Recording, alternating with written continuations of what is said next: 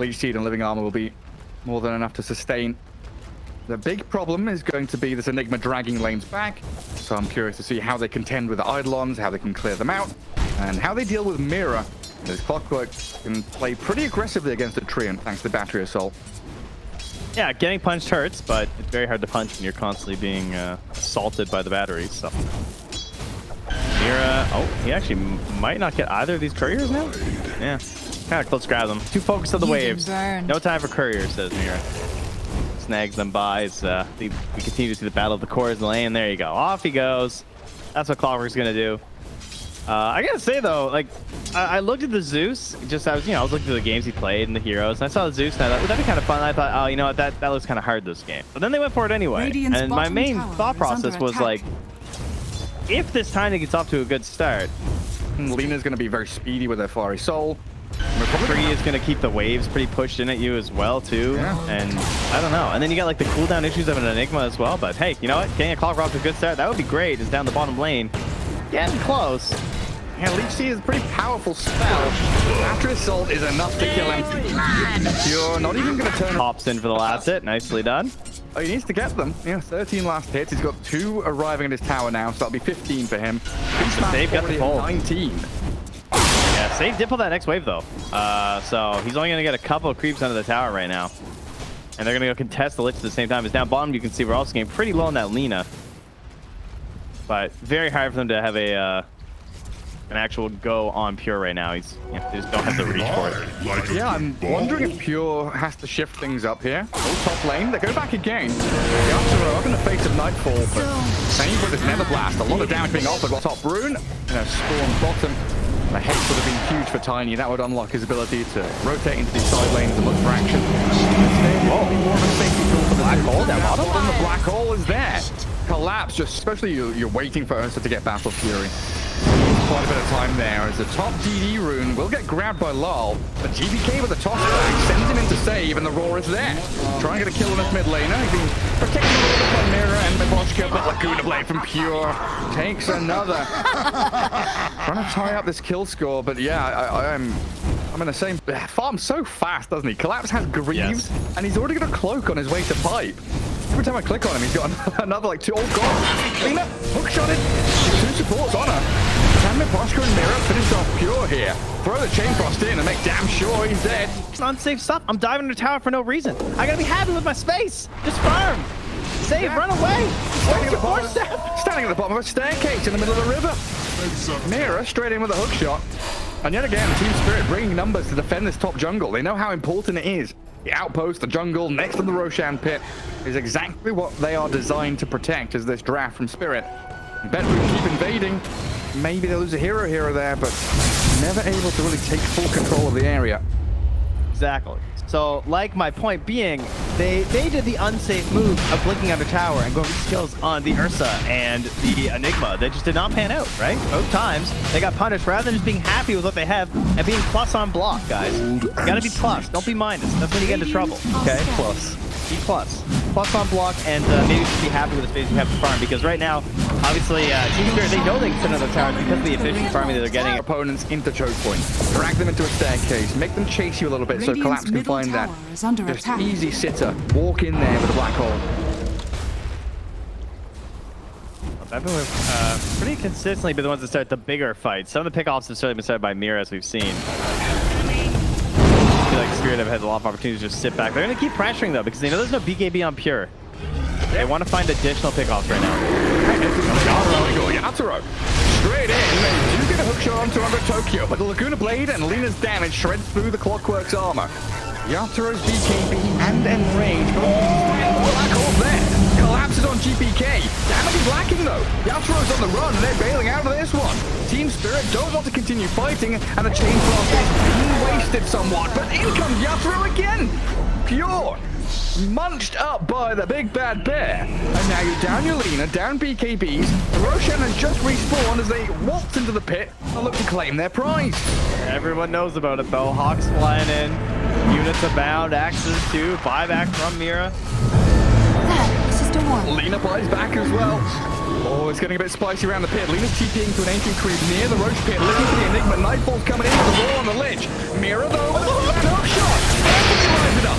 Pure has to beat KP. They spend Laguna Blade on the clockwork now. Where's the bear? YATORO's coming in. The Ogre strong to Tokyo has no mana. Hits the first one. Will root up the bear at last, and GPK give it a little bit more space and life. But they'll take them down with Nightfall. A double kill for the Beastmaster. Zeus fights back now, and YATORO did again. This bear is so hungry. Nothing will save the man as he tries to get him. But Pure is back in, misses the Dragon Slave. Oh, it's so close to disaster for both teams. Fight to the death around the pit. Multiple buybacks, but Roshan still stands. BetBoom is so difficult to hold tight because number one, you're under vision constantly because of the Zeus and the flares, and then you have the threat of Black Hole and Chain Frost. Radiant are scanning. YATORO is just thriving in that chaos, out and in, bobbing and weaving with the blinks, but he's back in the pit. And look at that Thundergod's Wrath. Perfect timing. In the pit, Roshan's dead. Up the Aegis by YATORO. They throw Laguna Blade in towards Clark, and Pure, trying to stand his ground, has to back up to the high ground now, though. So much dodging this game by both teams. Like, Radiant's middle tower is under attack. smoke out here, gonna pop. They know they're on the high ground now. But how do you play this now? Like, you understand where the side team spirit is initiating from. You still don't have Blink Tree, and no, Mira just shows himself. Black Dragon, oh, could blink away with that Nightfall, jumping out of the hookshot range. Very close. Mira just acting as this barrier between the rest of his team and BetBoom. Radiant's middle tower under attack. you gotta be careful, dude. They're coming. Did an abyssal bladed. Radiant structures. 10 for 45 seconds. But BetBoom don't want to play into this. They're swarming back towards their tier 2 mid. They're going to catch on Mira. Trapped inside a cage he made himself. It's not the most important tower, but it's, you know, a bit more bonus gold and also lets them pivot from ancients much more effectively. That's an instant Roche spawn. It was 0 seconds on the timer. Yes, it was. Okay. Ooh, missed hook. So many of these ancient creeps, though. Just free money from dragons. YATORO jumps in. Lushka's taken out already. And the Ursa. Let's go, Nightfall. BetBoom just stay on their high ground, fight into Spirit as they invade, and now they're TPing forward onto the dragon, trying to catch out Collapse with a stun. The catch is there. They kill him, and a double goes to Pure. And the fact they already set up for bottom tier 3.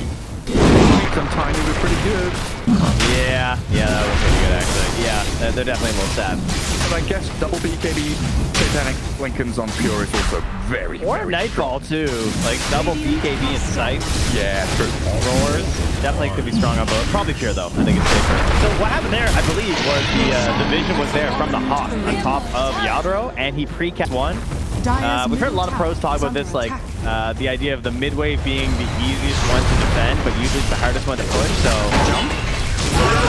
Bosky disappears. Does have buyback, but Mira just spent his hookshot trying to delay the death of his mid tower. Pure healing up a little bit. Especially once that Daedalus comes, and look at how boldly he just walked up the high ground. Pure knows there's very little that can handle him now. Dire's top tower is falling. A very difficult choice to make here. You don't want to hookshot straight onto an Aegis Lina.